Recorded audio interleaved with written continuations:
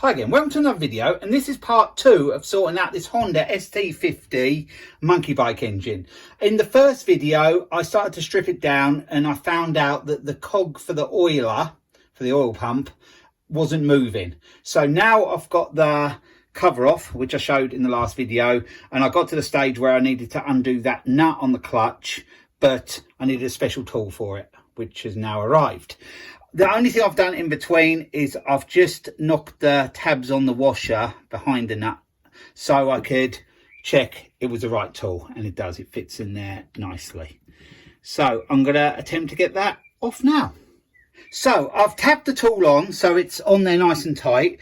I'm not sure what thread this is. I'm hoping it's a normal thread, so it'll just undo normally, which is anti-clockwise. So I'll have a go. You may shake a little bit because the tripod's on the bench and there'll be a little bit of vibration, but you should be able to see it coming off. I wouldn't think it'll be too hard to get off, but we'll see.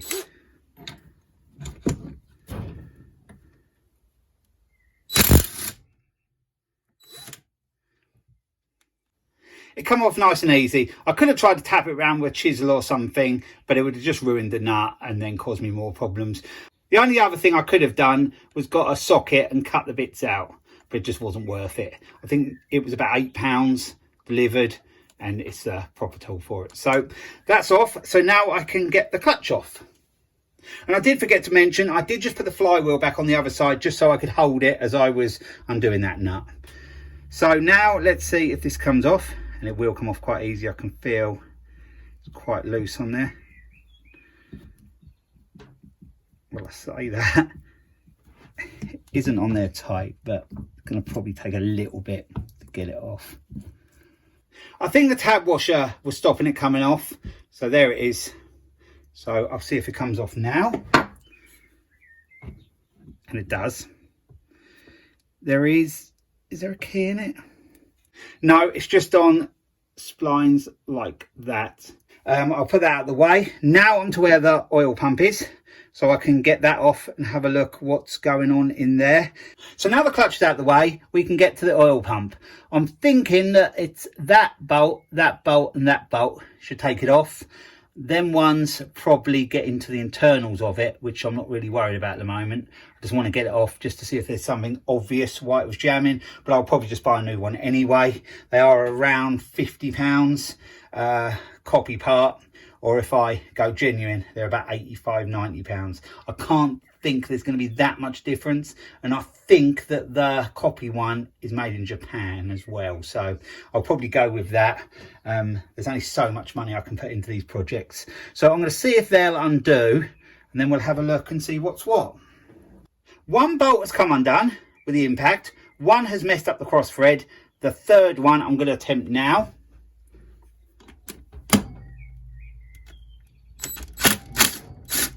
And that's come undone. Okay, so that one I'm going to have to deal with. I'll do that off camera. I'll probably just get some grips around it or something. I can't see it's going to be that tight, and then we'll get that off and then have a look in there. So now I've got the 3 bolts out, I'm going to see if I can take this pump off, but it's going to probably be quite stuck because of the gasket in it, but I can see it move.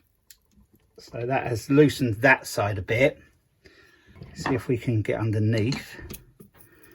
Oh yeah, that's looking promising.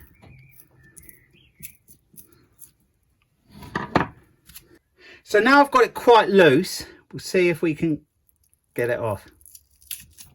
Here we go. So now I've got the pump off. I'm going to have to take the flywheel back off the other side now to see if the cog is moving. That is actually moving. That bit on the end there, spinning all the way around. But I think that comes out. Yeah, it does. Like that. On this piece I've just removed, that small end locates into a piece in there, and the bigger end locates into the pump. So I'm going to put that in there.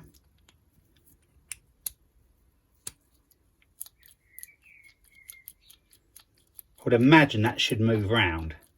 There is movement in there, but it's not spinning.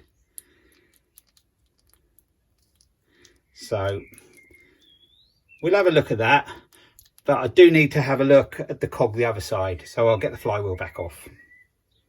So I did need to take the flywheel back off to see if the oiler cog was moving.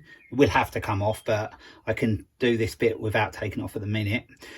And that cog is moving round. And just to check it's moving round all the way through, I'm going to put a screwdriver in the other end and just spin it. And it spins both ways freely. So I know the shaft is okay. I will obviously have to replace that cog because the teeth are worn off it. So the trouble must be in the pump. So what I'm going to do now is take them 3 bolts out and we'll have a look and see what's what in there. So I've now took the top plate off and I have off camera moved it around and it is free now. I'll just get the little piece to put in there. And we have it moving. So what do? Do I go with this or do I buy a new one? So what I'm going to do is bolt the cover back on and then I'm just going to bolt it back on the engine and then see if it turns afterwards on the cog and see if whatever I've done has unfreed it, and then we'll go from there. I've got the oil pump back on. I didn't bother putting a little plate over the top because I needed to be able to see if it went round or not, and it is going round, but I'm not happy with it because the shaft sort of pulls out a bit the other side. It may not do that if the chain's on it, but now, oh, it's back on it now. But I'm not sure whether something's worn or whether it just all holds in place when it's together. And it has got a bit tight there as well. It's the oil pump. It needs to have the lubrication. So I'm not willing to risk it. It might be all right if I put it back together. It might not be. But I'm going to buy the new parts. And I'm half tempted to buy the shaft as well. Because I'm wondering whether it's a bit worn where this little piece fits into, the piece in the middle. So if I buy that, the cog and the pump, I should be all good. So that's what I think I'm going to do. Because the wheels come out a little bit further now. I'll try to show you that. If you can see in there, my finger's on the cog and it's got movement in and out. If the chain was on it, it may be okay. But if I turn it now, it's turning the pump. But it has got a tight spot on there. It depends which way it has to go. But if I do that and spin it, it doesn't turn the pump. So whether it's meant to be like that or not, if I buy the new parts, I'll know for sure that everything's okay. So that's what I'm going to do. So as I've got to wait for parts, I'm a bit stuck. So I'm going to leave this part here. We are making good progress. I've got to where the pump is now and I'm going to get some stuff ordered. And then hopefully we can sort of put it all back together and it won't take too long to get this engine back together and then try for a start-up. But it may be 2-3 more parts. I'll just see how it goes. So I hope you've enjoyed this part. Thanks for watching, and I'll be along with the next part soon. So bye for now.